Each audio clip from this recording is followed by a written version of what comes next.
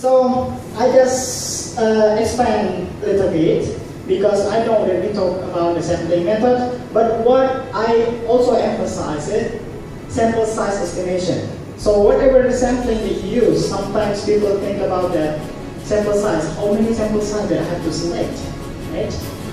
So here, for example, Umam conducted a study comparing the effect of an intervention versus placebo on reducing body weight and found 5 lbs reduction among intervention group with p-value 0.01. But the same study, Kiki also conducted similar study comparing the effect of the same intervention versus the same placebo on reducing body weight and found the same 5 lbs reduction with the intervention group, but could not claim that the intervention was effective because the value 0.35. Yes. So what is wrong here? The same study, but the value is different. It means that Kiki cannot reject null hypothesis, right? Then she claimed. So here, the point is what we got from the examples before is large variations can result in larger p-value. Source of variation is between subject variation or maybe measurement error, including the sampling, right? But also here, I emphasize something that small sample size can make p-value larger. So sometimes we think about our sample size. So here, how can I make my p-value smaller? I find all this way and you tell me that's the meaning of p-value, and then this one is surprised. So here the point is large sample size. Then when you're thinking about large sample size, you think about, oh, it's money again. Oh, we need more time. So what do you think? Here I said there's nothing wrong to have large sample size, depend on your money. But sometimes we think it's unnecessary.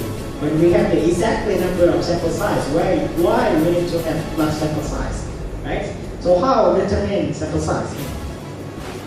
So here, sometimes using census for small populations, for example, we do census or maybe we do a study before doing our research.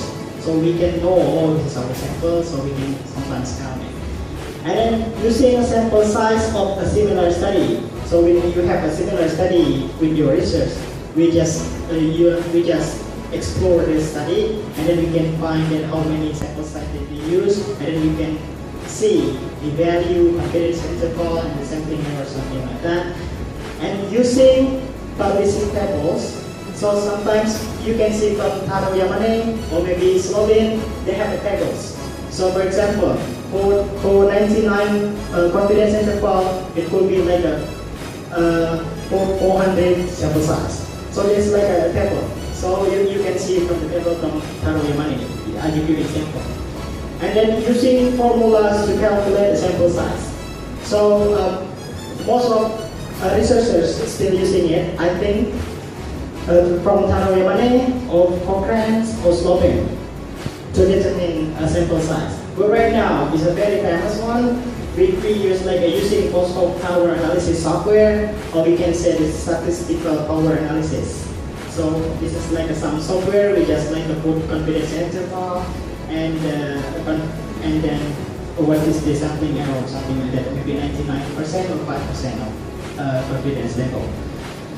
So this is the criteria of sample size. So when you choose the sample size, we see the level of precision or sampling error, confidence level, and degree of variability.